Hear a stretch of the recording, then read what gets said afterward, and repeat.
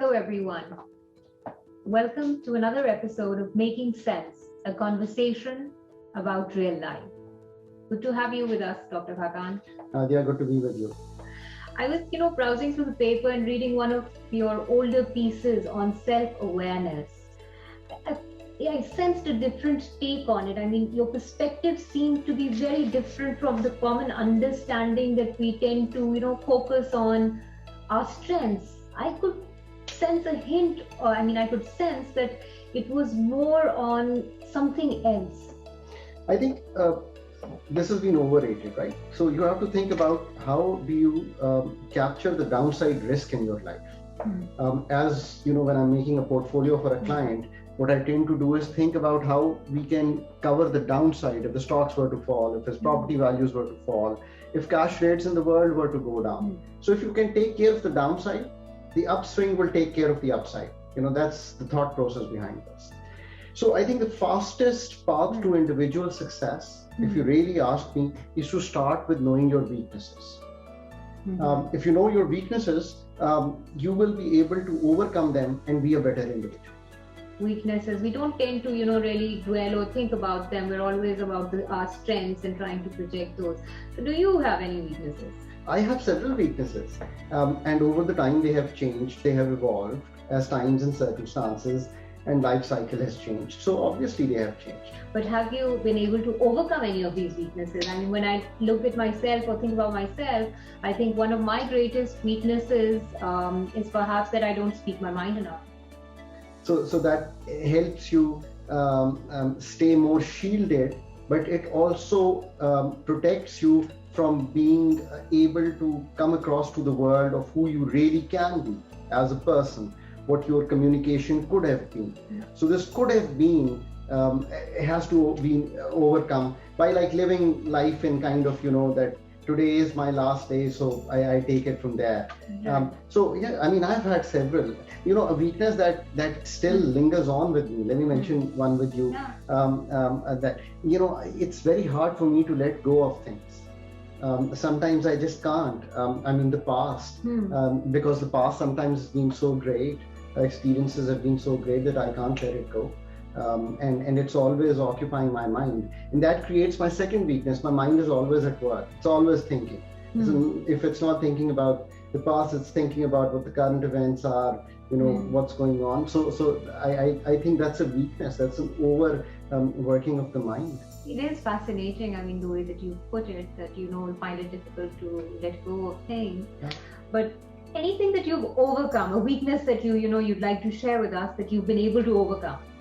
Yeah, I think something that I've learned in life is that many people said to me rightly that, I'm more gullible. Now I'm less gullible in the sense that I take things more on, asking about the evidence, asking about the facts, asking where you're coming from. So asking questions has helped me be less gullible to people, to facts that are put to us. So that's something that I've overcome. So in a sense, it's made me more evidence-based in that sense. That goes with experience as you sort of progress through life, or is it something that you sort of work within yourself?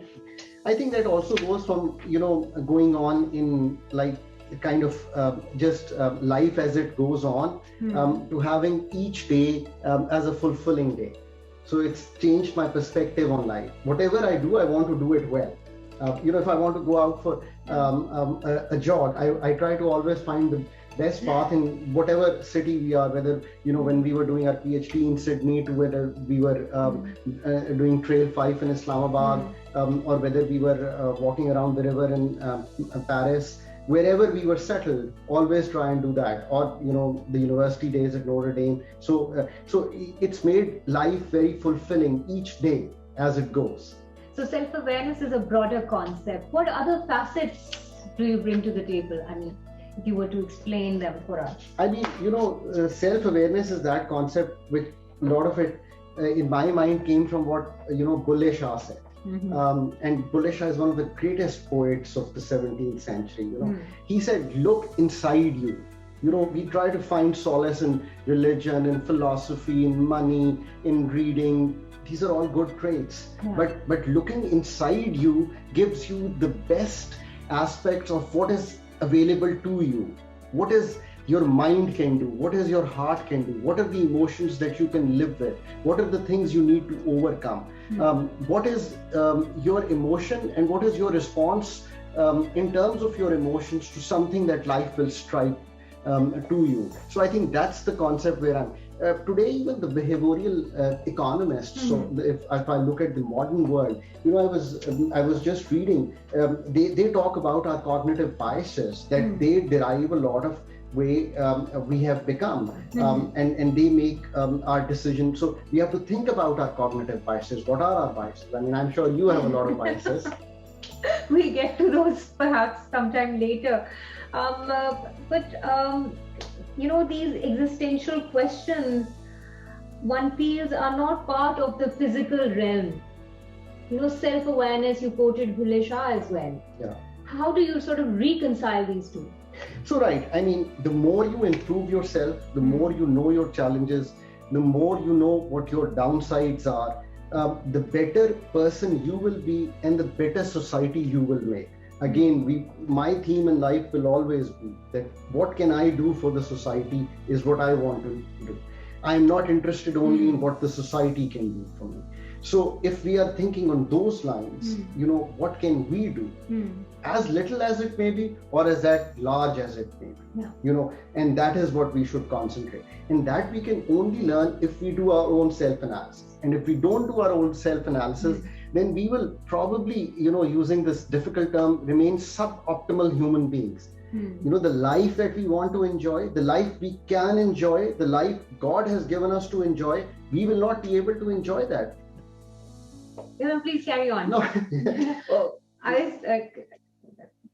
Very fascinating. I was just going to say, there is so much life can offer us if we are able to be the best from inside that we can be. And only we are capable of understanding ourselves the best. Yes, our parents know us, our friends know us, people around us know us, but what we know, what is going on,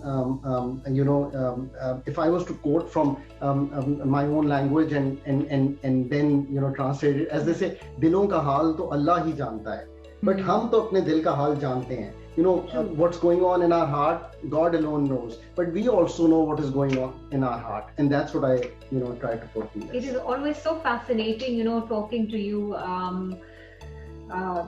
This has been a very spiritually awakening conversation, especially focusing on self-awareness and how we can be better. Thank you so much. Yeah, these are ideas we are trying to, talk about, which are both tangible and intangible. Intangibles, another one of your... But these intangibles have a very, very tangible effect on your life. Absolutely. Thank you so much. much. Always good to see you.